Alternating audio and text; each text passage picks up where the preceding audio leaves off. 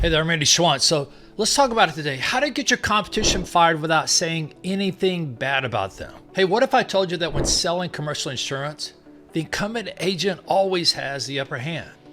They sit on the throne, they have the relationship, they have the inside knowledge. But with the right strategy, you can bust that relationship and walk out with a BOR. And you can do it without ever saying anything negative or derogatory about the incumbent agent. And the key is recognizing the incumbent agent's advantage and having a sales strategy that works to overcome it. So in this video, we'll dive into a sales strategy called the Wedge, how to stop selling and start winning.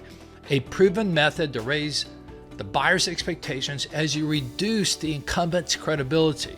Get your buyer clear on how they want to be served, and in many cases, walk out with the BOR. It takes you out of the quoting business and puts you in the winning business. Look, if you do a Google search on the best sales books of all time, you'll get a lot of choices.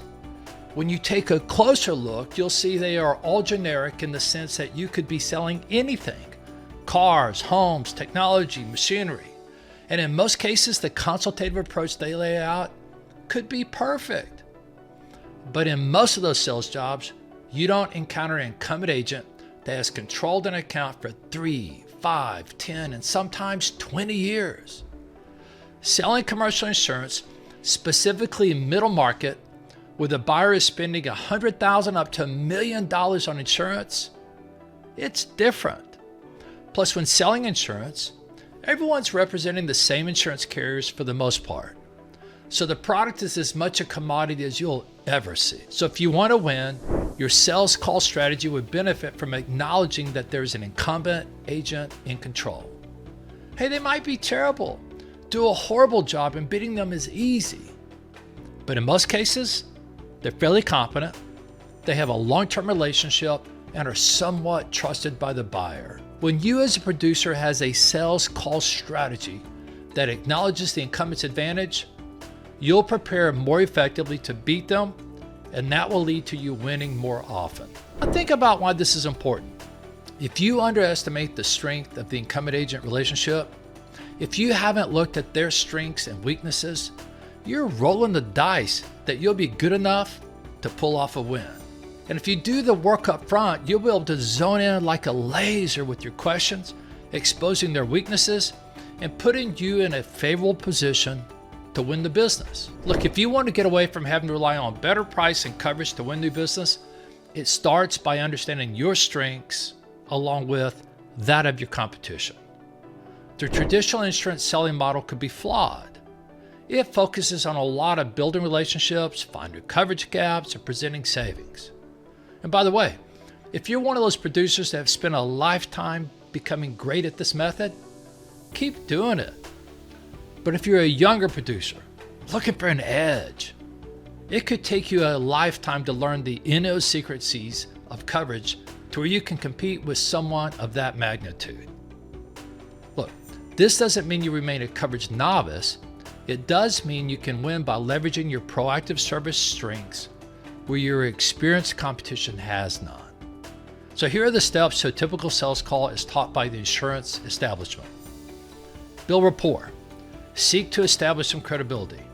Ask probing questions about issues with service, handling claims, coverage concerns, and issues with price. It generally leads the buyer to say, service is okay, no issues with coverage that we're aware of, but we're looking to save money. So producers have been taught to qualify the prospect with this language. Hey, if I can improve your coverage and save you some money, is there any reason why you wouldn't be willing to make a change? Buyer generally responds with, well, we're open-minded, or we're shopping, let's see what you have. The producer gets a copy of the policies and looks for coverage gaps. They develop a submission and market the account to the underwriters. Weeks later, the numbers start to roll in, and the producer develops a proposal by taking a picture of the prospect's building or a logo and slap it on the front. He presents the proposal. He might even ask the buyer to please don't share my numbers. But the only differentiation in most cases is a few $1,000s, which the incumbent can generally get the buyer to let them match. If there's a coverage gap, they'll either make up a story about how they discussed it a couple of years ago, but they get that handled too. And when it's all over, the incumbent keeps the account. This scenario plays itself out thousands of times every day in the insurance industry, and here's why it doesn't work very effectively. The incumbent agent is smart. They don't want to lose that $10,000, $20,000, $30,000, $40,000 revenue account.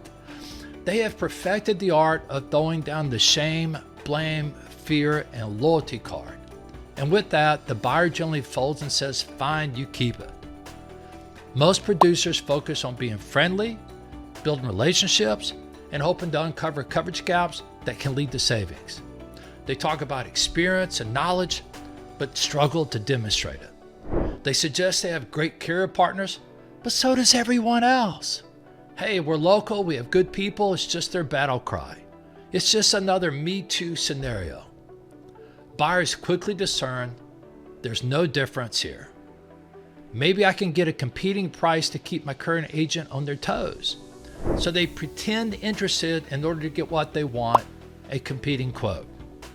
After marketing the account to underwriters, producers present the proposal, generally attempting to make a big deal out of a minor coverage gap. They live in hope that the incumbent can't match their numbers. So why is this weak? Well, it relies too much on the buyer having the intestinal fortitude to stick with their guns and tell the incumbent that it's over, particularly when it's a commodity product, something the incumbent agent can, in most cases, explain away with the story they've used hundreds of times when defending their position. In contrast, the Wedge selling model starts with you identifying your own proactive services, those things that you do that the incumbent agent could be doing, but probably isn't. Having coached over 10,000 producers through the Wedge sales process, we always start by identifying the proactive service stack. And what I've discovered is this: there are three types of agencies. Number one is the resource-rich, loaded with capabilities. Number two is the price, coverage, and reactive services firm. And number three is the proactive services firm. The distinction is significant. The resource-rich firm, those loaded with capabilities, have loss control, claims management, sometimes engineers and actuaries. It sounds really good, but in most cases, the producers selling those capabilities don't really know what those people representing those departments really do and can only say, we have these things. And the buyer hears, you sound like other big guys out there. I don't hear any difference. And the price, coverage, and reactive service firms rely heavily on the idea that they're local, they care, they have good carrier partners, and good people. The proactive services firms have much of what the same resources that the resource-rich firms have, but they've reduced it down into what we refer to as a service stack. And each department, like loss control, has a service stack of 7 to 10 items, each with a name so they can be identified, and most important, compared to what the incumbent is doing. Producers that represent the proactive services firm find it easier to articulate what they do and enables them to prepare to win. With those proactive services, they can guide the buyer through a process, making a positive assumption that the incumbent is doing this for them. The buyer quickly discovers the incumbent isn't doing their job. You professionally reduce the buyer's credibility, and without having to say anything about how great you are or what you do, the buyer starts to position you in their mind as the better choice. The Wedge sales strategy gives you a step-by-step process for winning more often, even when the incumbent has been in place for years. So why is this true? Because it takes the emphasis off of price and coverage and relationship and puts the emphasis on prevention and proactive control. The first step is to identify your strengths and the incumbent's weaknesses before you even step into the sales call. We call that pre-call strategy, and it's a part of the 3D crisp sales meeting process. More on that in another video. During the call, focus on driving wedges, specific questions to get the buyer to realize the incumbent isn't delivering on key services. And then use the vision box technique to walk the buyer through a future of how they want these services delivered. It's at this point that the buyer really starts to own the process, and mentally and emotionally, they're putting you in the incumbent seat. Help the buyer through the emotions of telling the incumbent that it's over. This is a crucial step in preparing them to deal with the last-minute attempt of the incumbent to come back with the shame card, the loyalty card, and the fear card, all those things they attempt to undo the decision. And finally, walk away with the BOR. If necessary, then you can continue the quote process to further solidify your position. By following this strategy, you're not just selling on price or coverage, you're selling on value of your proactive services that are designed to remove the chaos and replace it with predictability. Always prepare by identifying the incumbent's weaknesses and your strengths. Use wedge questions to guide the buyer into realizing they're not getting the service they deserve. Walk the buyer through the emotional and practical steps of firing the incumbent agent, making the transition feel smooth and inevitable. Using the wedge sell strategy not only increases your win rate, but it also builds stronger, long-term relationships with your clients. Producers who prepare for sales calls with a strategy that focuses on overcoming the incumbent's advantage, well, they're just more likely to win. If you're ready to win more by using the wedge sales strategy, start by preparing better for every sales call and driving wedges that expose the incumbent's weaknesses. Have you tried the wedge approach? Well, what's been your experience? Hey, let me know in the comments. And if you found this video valuable, hit the like button and subscribe for more insights on winning sales calls and growing your book of business.